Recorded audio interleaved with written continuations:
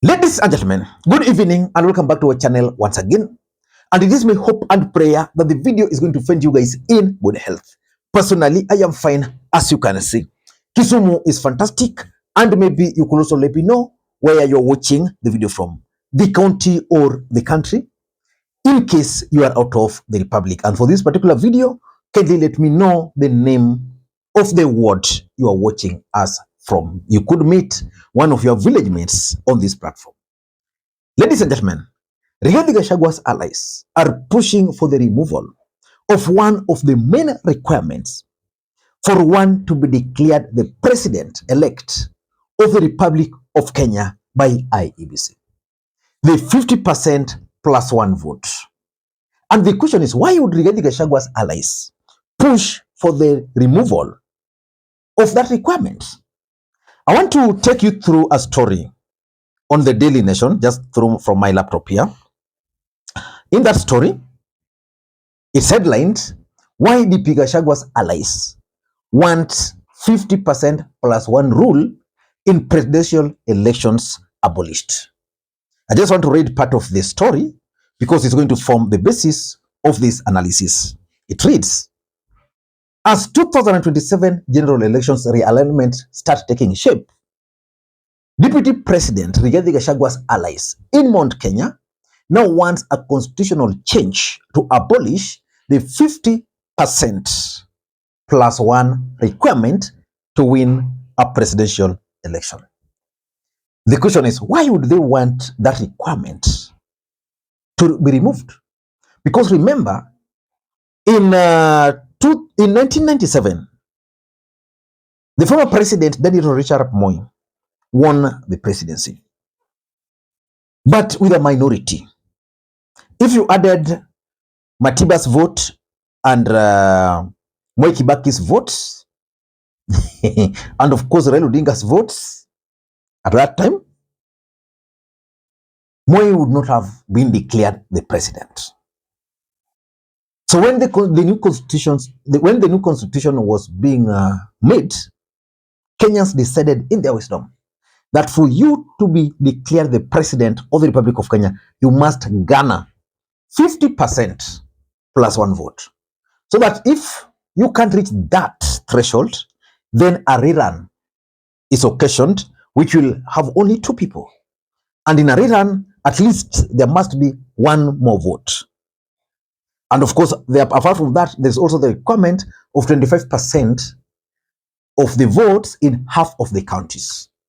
So which means for you to be declared the president, you must also, apart from the 50% plus one vote, you must also get 25% of the votes in at least 24 counties, which is a very good requirement.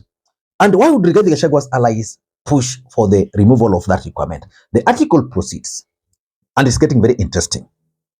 During a meeting on Sunday night at a hotel in the outskirts of Thika Town, those present, including some MPs, suggested that the winner should be declared after a simple majority, but that to form a government, a threshold of 60% of total votes cast be imposed, which will require the president-elect to reach out to other competitors to forge a broad coalition government. So why are they proposing that 60%? That, okay, for you to be declared the president, you can get 30% of the votes, but for you to form the government, you must form a coalition until the total becomes 60%.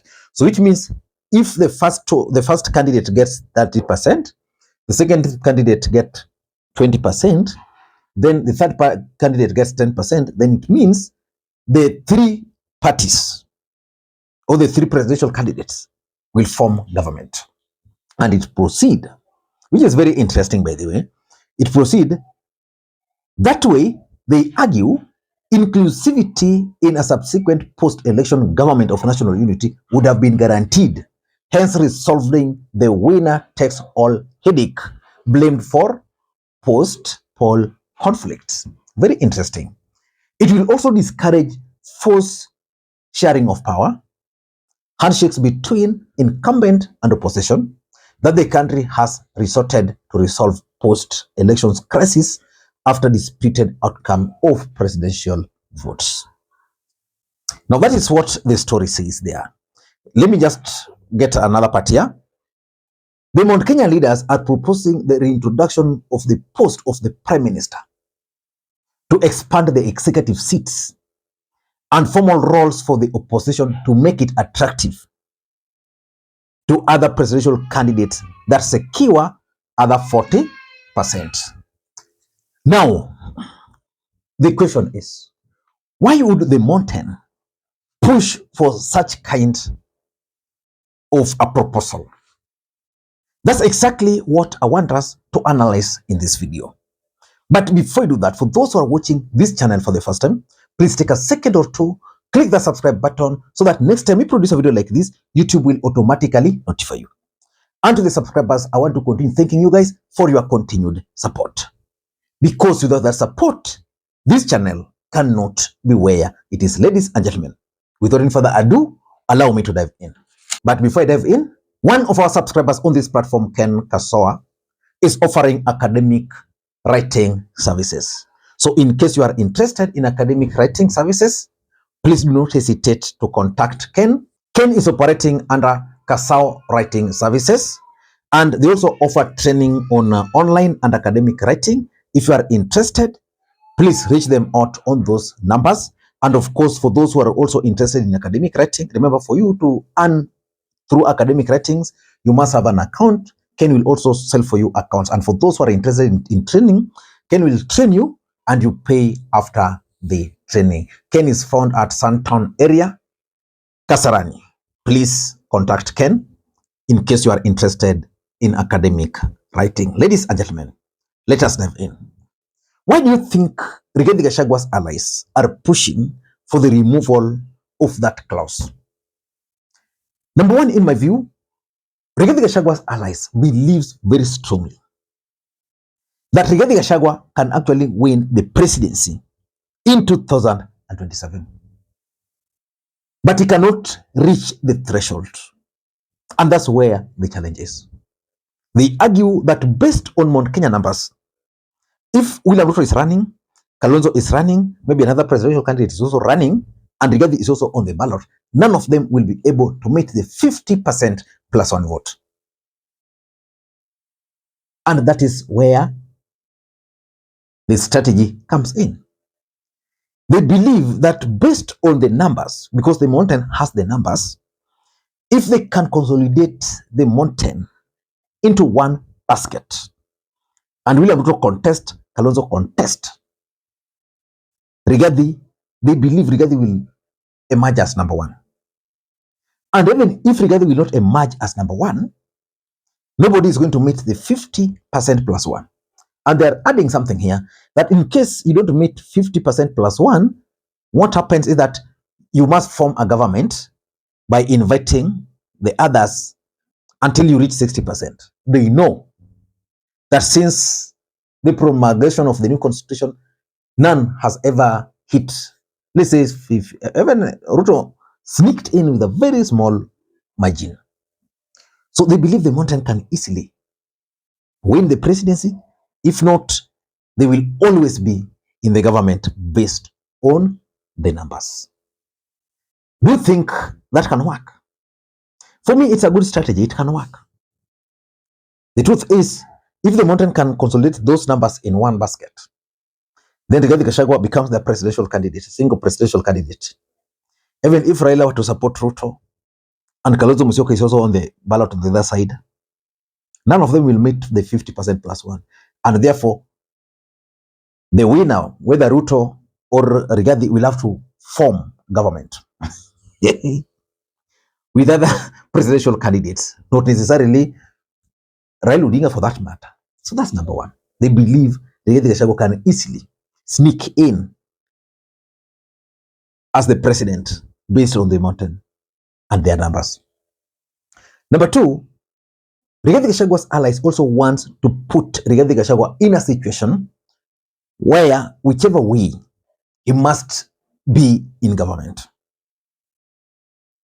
The truth is, politics is a game of numbers, whether real or perceived. That is the reality.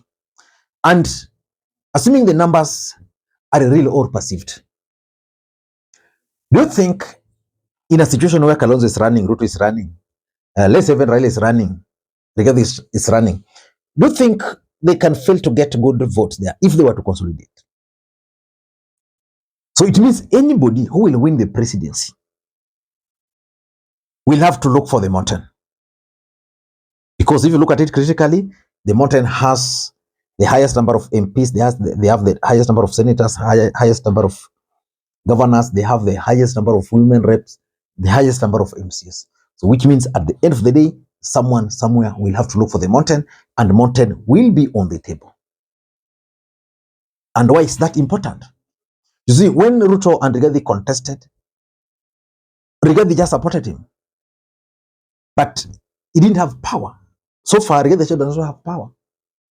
But in a situation where they are entering into agreement after the election, probably proper signing of documents will have to take place, something which did not take place in Ruto Rigathi Gachagua's arrangement. So that's why they are pushing for that. Number 3 is the value of the votes of the mountain. You see, currently there's a story in the mountain that you don't need to vote for a president to work with him.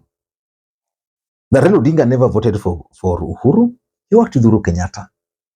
Raila never voted for Ruto. He's working with Ruto. And those who voted for Ruto are being sidelined. So the value of Mount Kenya votes, they want to put it to use. Because they know that, let's assume in the next election, we are going to have 3 presidential candidates: Kalonzo, Rigathi, and Ruto. There is numbers in the mountain. So how can those numbers count? How can they count? By removing that proposal. Anybody can win. Then that person, after being declared the president, before being sworn in, must enter into an agreement with someone to top up the numbers to 60%. I'm also looking at it as a strategy by Rigathi Gachagua and his allies to avert the possibility of a runoff. Because currently, if you were to contest for the presidency and you don't meet the 50% plus 1 vote, the requirement is you go for a runoff. I've always maintained, even in the last election, I used to advise Azimio that they needed to let Kalonzo be on the ballot. Even right now, to defeat Ruto, Kalonzo must be on the ballot. Maybe Raila Odinga must also be on the ballot. Or maybe Rigathi Gachagua. Then you deny him 50% plus 1 vote. Because there's no way, as long as we have 3 serious presidential candidates in the Republic of Kenya, there is no way a single one of them will get 50% plus 1. No way. And since it's almost impossible, then it's a good way to do away with runoff. So Rigathi can run, become number 1 with 36%, no runoff with 49% or 45%, no runoff.